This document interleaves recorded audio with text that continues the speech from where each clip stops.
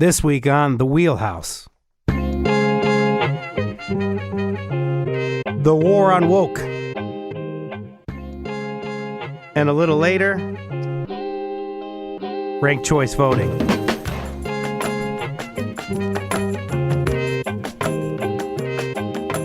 For Connecticut Public, I'm Frankie Graziano. This is The Wheelhouse, the show that connects politics to the people. We got your weekly dose of politics in Connecticut and beyond, right here.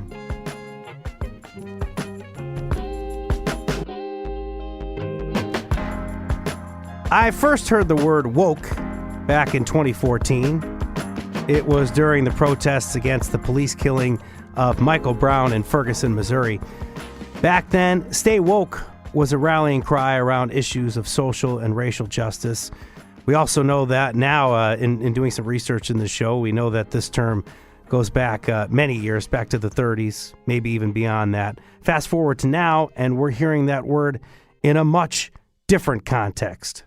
We say very clearly in the state of Florida, we will fight the woke in the legislature. We will fight the woke in education. We will fight the woke in the businesses. We will never, ever surrender to the woke mob. Our state is where woke goes to die.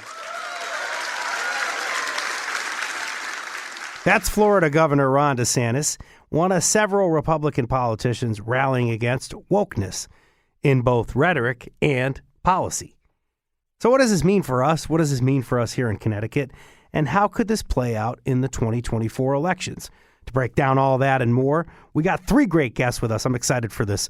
First of all, Dr. Bilal Sekou, Hilliard College Associate Professor of Politics and Government from the University of Hartford. Good morning, Dr. Sekou. Go Hawks. He says go Hawks. He's also a fan of the Ohio State University. That's very in your face if you're a fan of the University of Connecticut and you've watched the NCAA tournament. A lot of hate in that man's heart. Mordecai Gordon, the professor of education from Quinnipiac University, is also the author of Education in a Cultural War Era, Thinking Philosophically About the Practice of Canceling. Good morning, Mordecai. Good morning. And let me remind you that we're in the Frozen Four, the Quinnipiac Bobcats. So. Absolutely are, for the third time in history and perhaps maybe a first national championship, Quinnipiac hockey. We got a lot of sports here today. Eric L. McDaniel, we're going to get down to business with you, the Associate Professor of Government and Co-Director of the Politics of Race and Ethnicity Lab at the University of Texas at Austin. And you also could see his work in Time as well. Good morning, Eric. Thank you very much for having me. Thank you for coming on. We appreciate it. And if you want to join in on this conversation, I already see the phone lines are buzzing, so you're going to want to make sure you give us a call. 888-720-9677, 888-720-WNPR. Eric, I want to start with the basics here. How do we define woke or wokeness? And that's obviously the historical versus how we're seeing it now. Historically, woke is something that Black Americans have used, basically being aware of what's going on, being aware of how they, of really threats to them. So you can think of being aware of the Klan, things like that, but also how the system may affect them. As it's become more public, it's kind of, I guess for lack of a better word, kind of been gentrified where everybody's kind of used it, but it's something that you can think of in terms of Blacks being aware of their situation. And I think the best example of it, this is dated. If you think about the movie School Days, at the very end of it, Larry Fishburne kind of rings the bell at the HBCU, telling everybody to wake up and be aware of what's going on and be aware of the various things that are damaging the group. 1988 film directed and written by Spike Lee, School Days. And to you, traditionally here, you mentioned that term, but obviously, and what it's meant historically and how it's resonated, but there's woke and now there's woke pejorative. A recent USA Today poll found that 56% of Americans think woke means to be informed, educated on, and aware of social injustices. Okay. 39% say that it means to be overly politically correct and police others' words, and this is where woke pejorative comes into play here. Bilal and Mordecai, do you or more or less agree? What else would you add with what we're hearing so far about the term woke and how it's being used so far, or how it's being used today?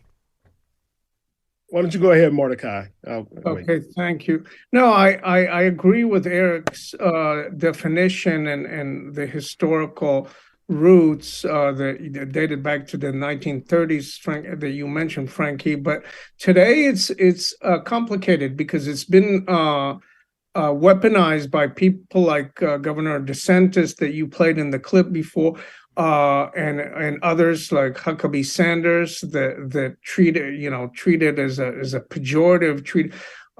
And that's on from the right of the political spectrum, but from the left sometimes you get criticized, and I've experienced this personally. Maybe we can talk about later, that people coming and criticizing you for not being woke enough. So it's a complicated kind of term that is being played by both right and left. I'm not trying to make a false equivalency, but my main point, and I wrote an op-ed in the Seek, is that we need to have a nuanced conversation like what we're having now. And right now we don't even have any conversation. It's basically monologues and people like rants like DeSantis. But there should be a nuanced conversation, a rigorous nuanced conversation about woke. I want to talk to you, Mordecai, more in a little bit about where we can have these kind of conversations. But first, Bilal, I want to hear what you have to say on this. Sure. I think both Eric and Mordecai have really hit on the history of the term wokeness. What I'm struck by certainly is resonance with so many whites in the United States today. I think some of it, is a reflection of, anxiety that stems from, worries about the changing demographics that are occurring in the country. The fact that, people are projecting by mid-century, this may be a minority country or majority non-white country, and that is creating a lot of anxiety, worries about the erosion of power and privilege that whites have historically had in American society is really unsettling. The other thing that strikes me about, particularly its, use when we think of it in as a pejorative term, is really at its core it's an attack on progressive values. And so in many ways, it's now the substitute for the word socialism that used to be thrown at the left whenever you talked about, sort of promoting equity, for example. That's a socialist agenda, or trying to protect the environment. That's a socialist agenda. Now, wokeness has become that kind of term. A good example of that in terms of its broader use, even beyond race and how it affects progressive values. South Carolina recently, legislation is moving about its retirement system investment commission. And, that legislation would block any efforts to invest in anything that doesn't produce or maximize profit. And so what it's really directed at is any sort of investment decisions that are based on climate change or perhaps social impacts. And so I think this term, certainly the way it's been used in the racial context is, well known to a lot of people, but I think it's a broader attack on progressive values in the country. I want to, as we continue this conversation here, I want to bring in somebody who's going to talk about woke pejorative here. And that's a friend we have in Manchester. Tom, go ahead. What's your comment here?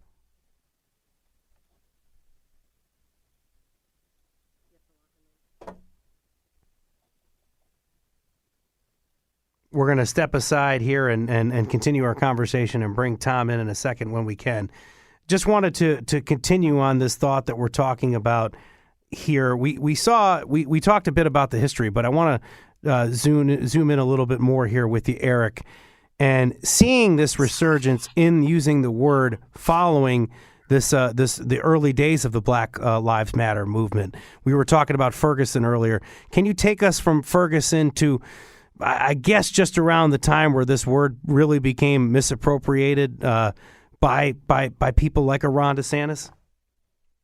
I think it's really, if you think around the 2020 election, a little bit before that, where you had President Trump actively opposing Black Lives Matter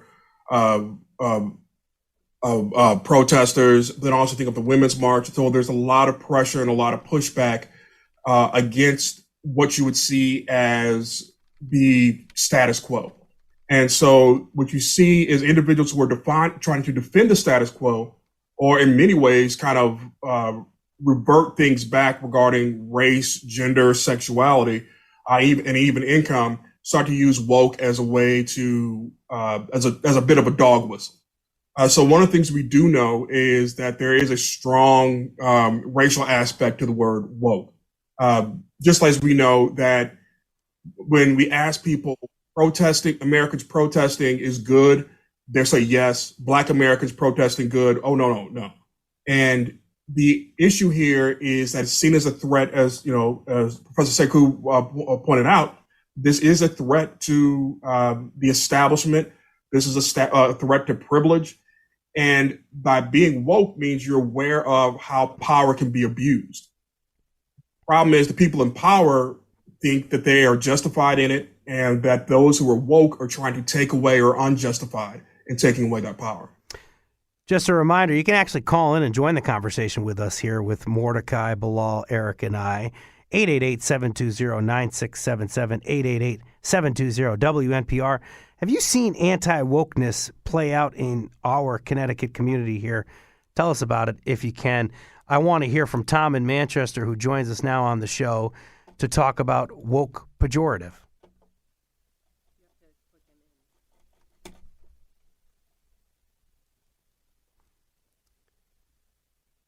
888-720-9677, the number to call. Can't get Tom on with us here so far, but we're going to ask a quick question. Actually, it looks like we have Tom. Tom, go ahead if you're there. Yes. Can you hear me? Yes, go ahead, Tom. Yes. What do you have to say? I have African-American background. I've done what I can do in Manchester to promote cultural diversity over the years, and I think woke is just a ethnocentric reaction from certain parts of the white establishment and conservatives of color too, such as Candace Owens and others, to, I wouldn't say keep people down, but keep us divided when they use the word Marxism, like Mark Levin, his book 2 years ago, American Marxism, against Howard Zinn and other dead authors. I think that's wrong, but what it is right now, we're heading towards progress, and there's some issues with the economy, and everything gets sorted. I guess you have to look at someone as a scapegoat. So, even if you're a poor white or something like that, you could still look down upon somebody else that's homeless, and we're at that mark right now. We should be pulling together instead of pulling apart. So I think we've got the racism and the resurgence of these hate groups and neo-Nazis and anti-Semitism too, and other effective groups. So I think it's a class issue, and the politics and power, from Fox News and some conservatives and liberals too. We can't live in the past. We've got to move forward. And I think it's seen as a socioeconomic threat whenever you talk about it.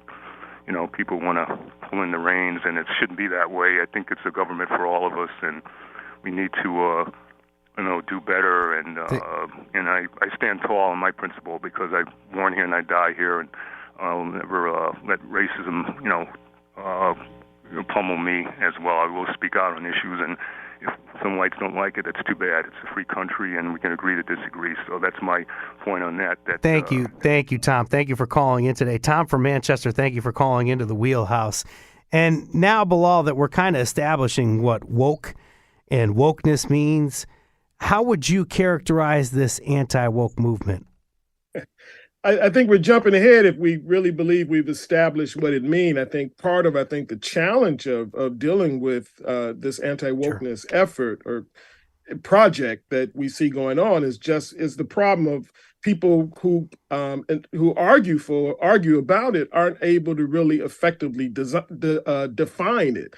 And so I think, we may be jumping ahead when we talk as if this is a sort of coherent sort of agenda. And I think it's a hodgepodge of ideas that are sort of thrown up against the wall to attack, again, I think more broadly, progressive values, whether it's LGBTQ, whether it's around race, all of these things are tossed up against the wall. But one of the things I am struck by about this movement, and Eric sort of hinted at this as well, is about the way in which this is really designed to sort of block the teaching to anyone about issues of privilege or oppression. And so what I'm struck by this effort also is that it's about erasing history and also erasing the effects of that history on the present. And so to silence conversations about the historical role of housing segregation in our society, its impact on wealth inequality today, looking at education and educational inequities, and looking at the disparities in access and opportunity for quality education, looking at the history of our criminal justice system and the racial impacts of that system. And so what people like DeSantis and others are trying to do is they're trying to erase that history and to eliminate any sort of discussion about those impacts today. And that takes us to some of the way in which people have gone after CRT, which is not being taught in K through 12, but it becomes sort of a catchword that everyone can jump onto. Mordecai, we're talking with you about nuance in this conversation because of this recent piece that you had in the Connecticut Post. What would a nuanced conversation kind of look and sound like if we could dive a little deeper into this? Where can it take place? Is it on shows like this? Is it in the classroom? What do you got? Yeah, all of the above. Shows like this in the classroom, and I agree with everything that my two colleagues are saying. I just want to kind of push them further a little bit, and so where that conversation can take place in any kind of public forum, on the radio, on TV, but what should we be discussing? So one of the things that we've all kind of taken our turns to criticize, Ron DeSantis's efforts to demonize woke, but we could have a nuanced conversation about what should be the "Don't Say Gay" law what should be because my field is education. What should we be teaching in K through 3? The young kids about gender identity, sexual identity. That's an important conversation to be had. But right now, we're not having that conversation because we're using just the term woke as a kind of boogeyman or as, anti-progressive, like Bilal was saying. But can really have a conversation, because I think that it is worthy to ask, and it's not automatic that kids in kindergarten should be exposed to the same things that kids in high school or in the universities. So that kind of conversation is a worthy conversation to be had. Bilal, we've seen some prominent anti-woke politicians and activists struggle to define wokeness recently. So maybe that's why you're kind of saying, I don't know if we've established this kind of thing yet, but I guess we got to talk about this big time viral clip. I know you've seen it, most notably this conservative commentator. Her name is Bethany Mandel. Let's hear a clip. So, woke is sort of the idea that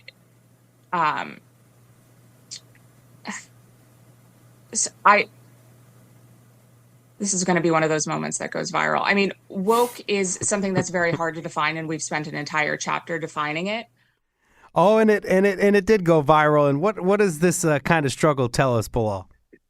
Exactly what she said, that woke is really difficult to define. And again, I think what is sort of great about the term for those who use it is it's quite malleable, and you can attack whatever you want to attack and describe it as being woke. I just wanted to, sort of go back to something that Mordecai said, and I think he's absolutely right. But I think part of why we're at this place is because people have challenged the curriculum that had been used in the schools. And so when I think about growing up in the Detroit public schools, what I learned about Black history tended to be Harriet Tubman, Booker T. Washington, a little bit about Rosa Parks, a little bit about Martin Luther King, and that was Black history.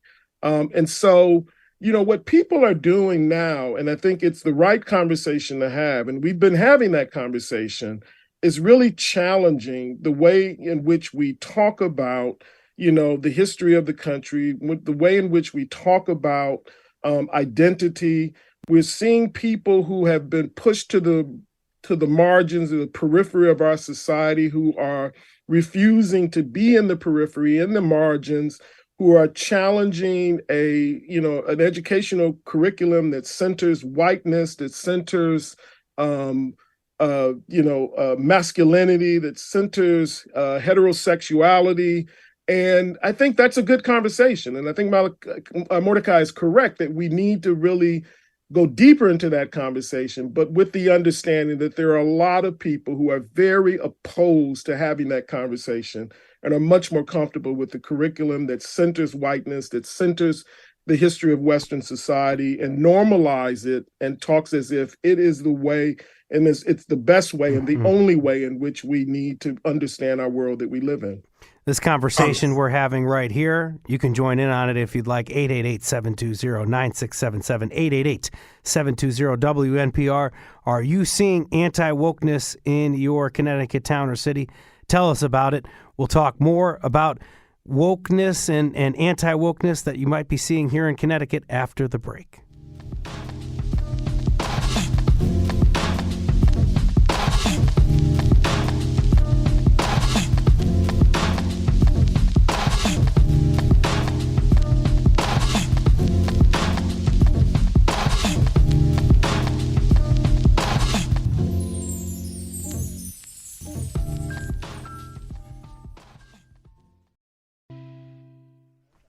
This is The Wheelhouse from Connecticut Public Radio. I'm Frankie Graziano. And if you're just joining us, we've been talking about the rise of the anti-woke movement and what that could mean for 2024 elections.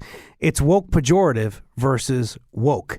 Still with me, we have our guest, Dr. Bilal Sekou, the Hilliard College Associate Professor of Politics and Government at the University of Hartford, Mordecai Gordon, Professor of Education at Quinnipiac University, and Eric McDaniel, the Associate Professor of Government and Co-Director of Politics of Race and Ethnicity Lab at the University of Texas at Austin. And joining us now on the phone, we have somebody calling in from Coventry. Here's Jeff. Go ahead, Jeff. Hi. What's your comment?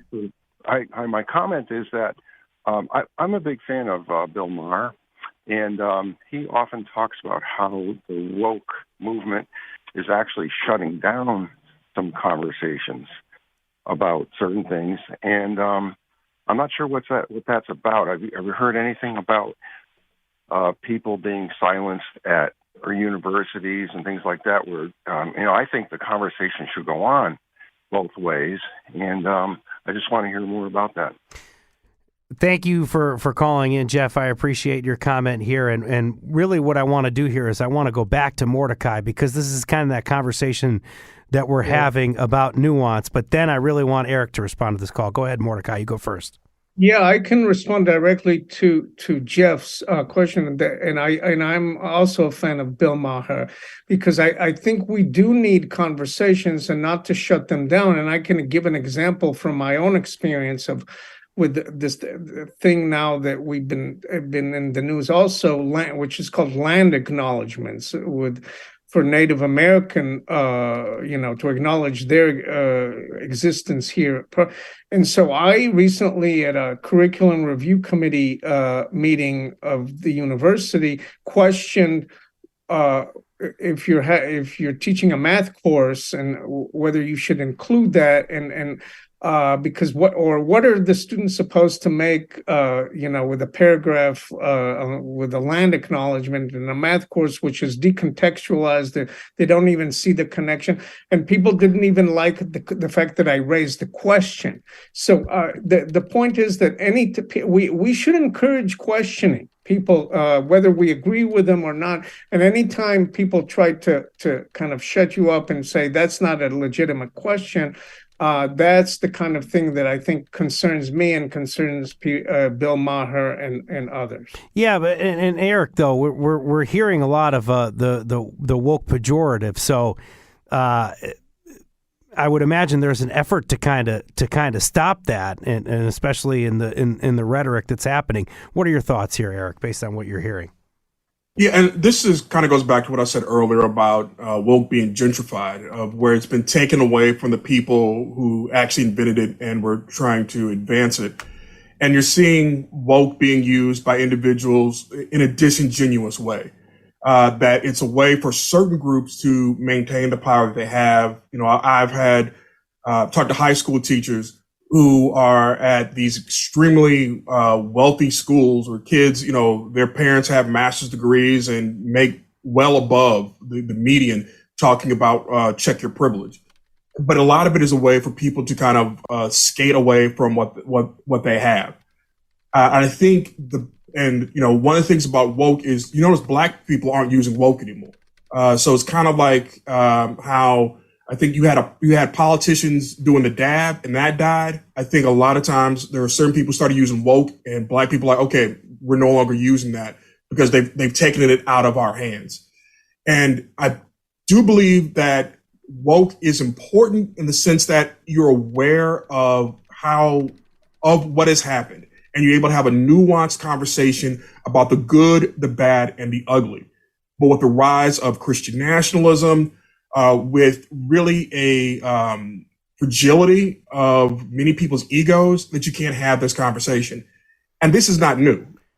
This is something that has happened since the founding of the nation. It happened during the Civil War. If you think about the way in which the South re-envisioned itself after the Civil War, you know, in many ways, the way the great Southern myth has now become the great national myth. And that is what you see coming out of Governor DeSantis. You see this coming out of President Trump and a lot of people pushing for this so-called patriotism, which is really nationalism in disguise. We have a phone call we're going to go to right now. We have actually a state representative on the line. Go ahead, Christine Palm. Very nice to have you call in this morning. What do you have to say? Christine Palm here. Thank you for the show. Thanks to the learned professors for all the wonderful points you're making. Woke is the past tense of wake, as in wake up. And as a politician who's in the majority, both as a Democrat and as a white person, I think it's time that a lot of us woke up to the oppression in our country, as the professors have said. And it's so obvious to some of us. You look at the national headlines about the shooting that took place, and we have to point out that this is a trans person, the first trans shooter, after hundreds and hundreds of mass shootings by white men, and we never see a headline that says another angry young white man shoots a bunch of people. Why is that? So if that's a woke agenda, sign me up, because we really, really need to start calling this stuff what it is. It is racism, homophobia, misogyny, and it stems from irrational fear of the other. And what I wish people would focus on is the real sources of oppression, which are economic, which are racial, and to look at the real boogeymen here, which is corporate excess, and all the systems that conspire to keep poor people down of any color. Because turning to the guy next to you and blaming him is absolutely not where that rage should be directed. Christine Palm is a House Democrat in the state of Connecticut, serving Chester, Deep River, Essex, and Haddam. We had a politician call in there.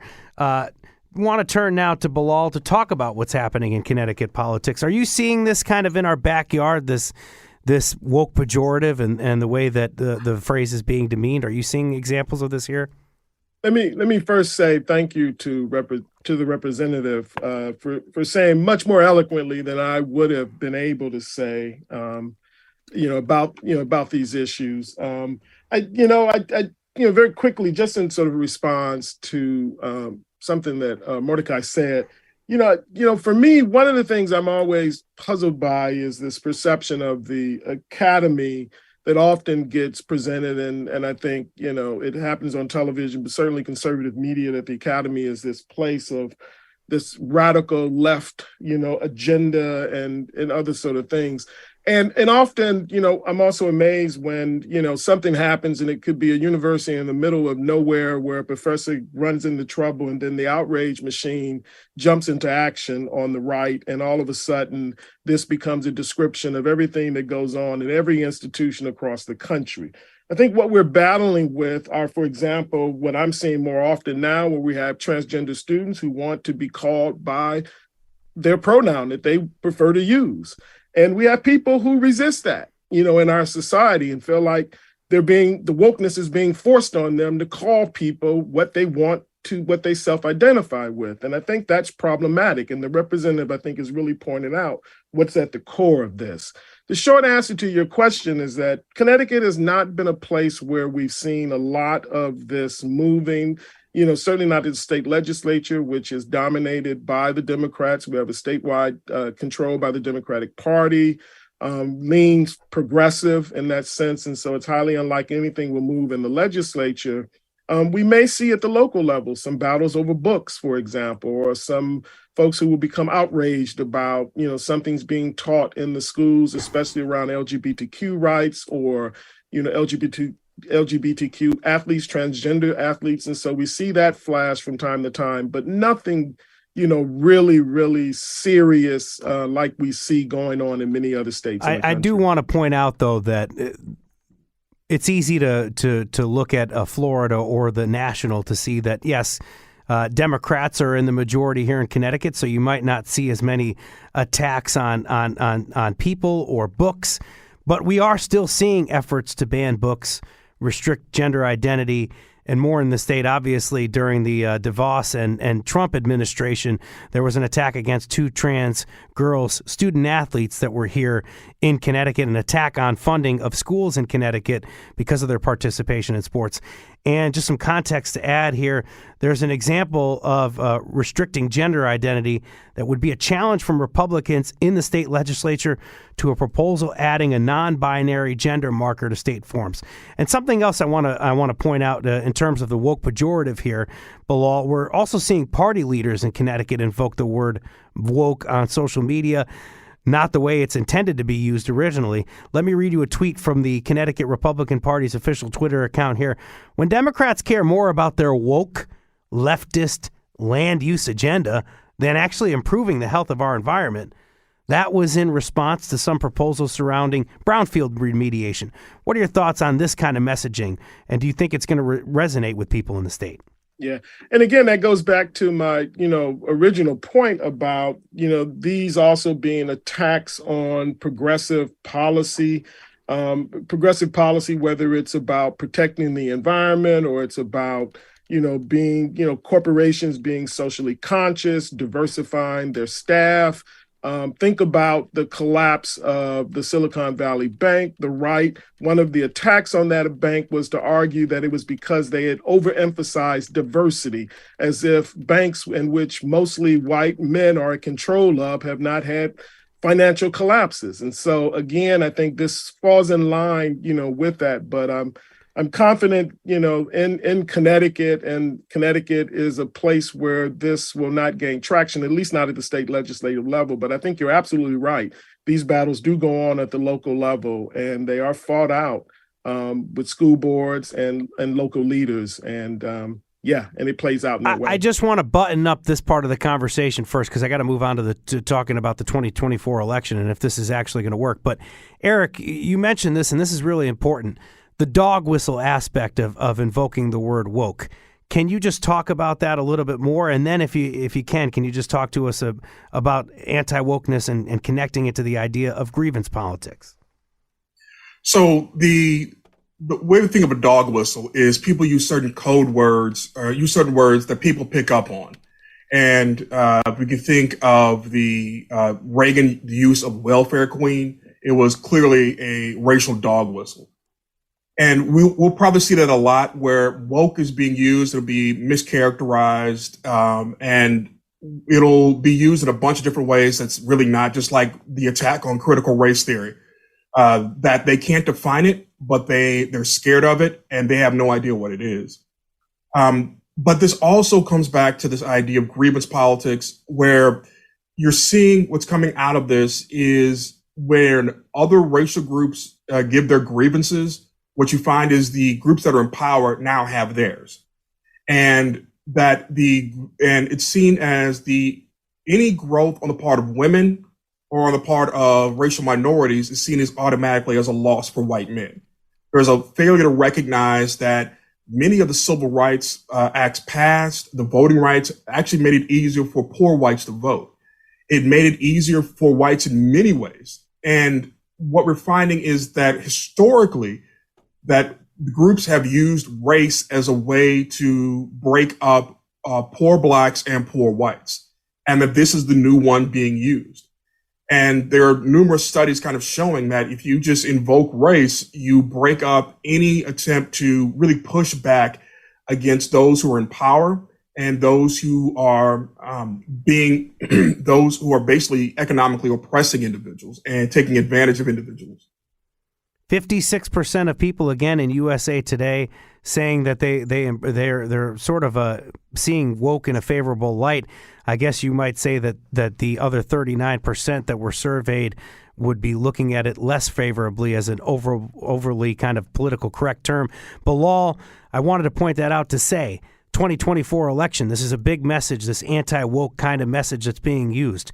Do you think this woke punch is going to land and it can actually work to a DeSantis or somebody like that as advantage here?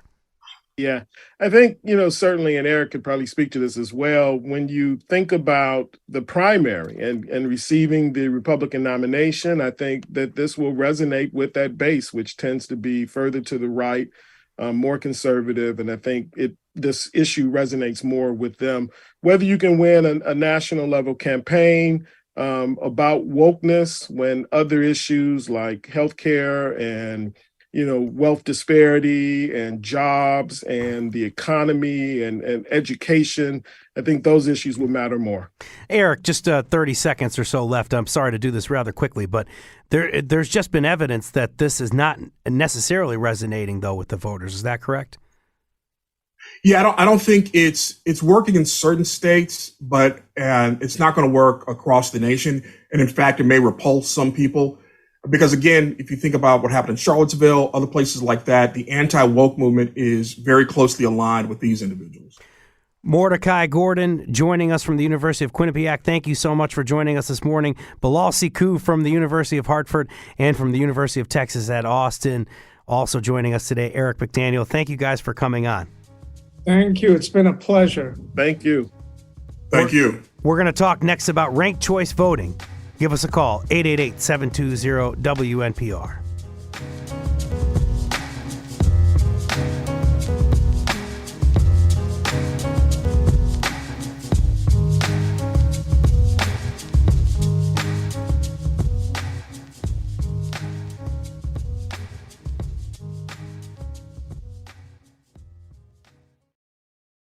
This is the Wheelhouse from Connecticut Public Radio. I'm Frankie Graziano, and we're going to pivot now away from the war on woke to some news on ranked choice voting in Connecticut. This legislative session, we saw not one, but several bills calling for the implementation of an alternate voting method in the state. But early this week, the Government Administration and Election Committee decided not to advance any of these proposed bills. Still, it got us wondering, what would ranked choice voting look like here? For that and more, we're talking to somebody who covered this issue, Allison Cross, a reporter at the Hartford Courant. Good morning, Allison. Good morning. How are you? Good. Thank you so much for coming on the Wheelhouse. I appreciate it. Thank you. And if you have a question, a quick question, we're hoping, on ranked choice voting, give us a call, 888-720-9677. Allison, before we get to the news here of what happened this week, in basic terms, what is ranked choice voting? So like the name says, ranked choice voting allows voters to select their candidates by ranking their candidates in order of how much they like them, essentially. So how it works is you would get your ballot, you would label your candidates number 1 through 5, and in the counting process, a candidate needs to get 50% of the vote in order to win. So in that first round, they count all those first choice votes. And if a candidate gets 50%, that candidate is the winner. But if there's not a 50%, then whoever got the lowest number of votes gets eliminated from the race and immediately goes on to count the second choice votes for whoever voted for that candidate. And they're redistributed until a candidate gets 50% of the vote, if that makes sense. Yeah, and Allison, this is different from what we currently have now, which I understand it's called, I always think of it as you pick a candidate, but it's the single choice plurality. Is that correct? Yes. So for that system, the candidate doesn't necessarily need to get 50% of the vote. As we know, it's just the majority. And what were some of the specifics of the bills before the state legislature?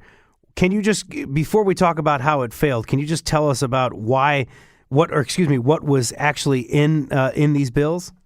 So these bills ranged from everywhere from ranked choice voting on the municipal, state, federal elections, and all together too. It also included for primaries, general elections. So it really included any proposal for this. And why did we see ranked choice voting fail to advance this legislative session? Why do you think it stalled? So I think a big part of it was that Connecticut's Secretary of the State, Stephanie Thomas, said that with Connecticut's current voting infrastructure, ranked choice voting isn't possible. We have something called optical scan tabulators, and it's just not able to handle a ranked choice vote. So in order to push this through, we would need entirely new voting machines. It would cost a lot of money. But I think another big part was there wasn't really an overwhelming amount of public support that we saw in the public hearing of the people who submitted testimony. There's about 60 people testifying in support and 50 in opposition. And for some of these public hearings, lawmakers can see hundreds of people testify. So there really wasn't an overwhelming push, I guess you could say. Before we continue our conversation, Allison, I got a question from a listener in North Haven. Rob, go ahead. What do you got to say? Yes, I was calling, and it has to do somewhat with the ranked choice voting, but with the Electoral College, is there any potential to have that be broken down where if a candidate gets 56 or 60% of the votes in a state, they get an appropriate number of Electoral College votes? It basically breaks it down without counting a first or a second choice. It would just appropriate that appropriate number of votes towards that candidate, and then it would be more of a distribution. So you're asking if we would split the Electoral College like a Nebraska does or something like that? Yeah, similar to that, where it could, if you win like 70%, you get 70% of the Electoral College votes for that state, and maybe not just Connecticut, but all the states, if there's any movement towards that, because it would be more indicative and represent the general population and vote if it was like that, instead of win 51%, get all the Electoral College votes. Rob, thank you so much for your call. I appreciate that. Allison, is that anything you're aware of this session, if that's been any conversation or any conversation at large here in Connecticut about potentially splitting the electoral vote? Not that I know of right now. Thank you for answering that question for us, Allison. I appreciate that. And I want to kind of talk further about ranked choice voting and figuring out here if the idea behind it is to boost third-party candidates. I mean, why do people support it? What are proponents of ranked choice voting saying in Connecticut? So supporters really see this as a way to save our democracy. That was something I was hearing a lot in the public hearing. They don't think the current system is working, and they see this as the solution. They think it will increase voter turnout, create positive issue-based campaigning, and it's not necessarily to boost third-party candidates as much as it is to prevent those spoiler votes. So essentially, if you vote for a third-party candidate and they get knocked out in the first round, your second choice vote can then count. And it really, but part of the goal is to move away from the polarized two-party system and focus more on the candidates and more on the issues than the parties itself. What about opponents of ranked choice voting? What are they saying? They see it as confusing, complicated, time-consuming. They think that the amount of time and the questions with the system will create more election integrity questions. They think that it will actually turn people away from the polls because it'll require too much research to know how to rank your choices. But their big concern is exhausted ballots, which happens if you only vote for a first choice candidate and you don't decide to rank anyone else. If that candidate gets knocked out, you don't have any other votes to add to the system. So they say that for the longest time in America, it's been one vote, and that's the way it should stay. Opponents to ballot access are always complaining about delays in getting results out and then throwing up challenges or something like that. Do we know if ranked choice voting would result in any kind of delays in finding out a winner or anything like that? Did that get bandied about this legislature session? Well, the way that it works with the tabulators is it's very instant. It's the computers and the machines doing it for you. But I think especially the way that America is right now, where with the last presidential election, how many questions popped up with people not trusting the results. I think that's part of the fear that if we add more confusion, it could elevate that. Very quickly, where do we see ranked choice voting in the United States? So right now, 2 states, Maine and Alaska, have ranked choice voting. There's also dozens of municipalities and about 16 states in the U.S. that also use it for local elections. New York City is probably the largest. We also see it in Australia. They've been using the process since 1918 for their federal elections. A quick note on those who don't use ranked choice voting. Tennessee doesn't allow ranked choice voting in state and local elections. Florida outlawing ranked choice voting. So we know that the legislation did stall in Connecticut, but is this something that you can see happening maybe next year? Were there any positives associated with ranked choice voting this year? Allison, what do you have to say? I think there is a lot of support, especially amongst leaders in the state. Governor Ned Lamont was a big proponent of it. He's on the campaign trail. He said he supported it. And then in his inaugural remarks, he supported it once again. There was more than 20 Democratic lawmakers and 1 Republican lawmaker who signed on to sponsor these bills. So I do think it's something, a type of election reform that a lot of people are thinking about, and people on both sides of the aisle see the benefits. I think it's just right now a matter of education and getting people to understand it. And it got a public hearing this year, and you'd know that if you followed Allison's reporting. Allison Cross from the Hartford Courant, thank you so much for joining us on the Wheelhouse this morning. Thank you. Today's show produced by Meg Dalton. Thank you so much for producing this. Our technical producer is Kat Pastor, and of course the real MVPs today, especially with me juggling the calls here. Superstar colleagues Tess Terrible and Katie Tolarski. Thank you so much for helping us in studio this week. Download the Wheelhouse anytime on your favorite podcast app. Thank you for listening. This is the Wheelhouse for Connecticut Public. I'm Frankie Graziano.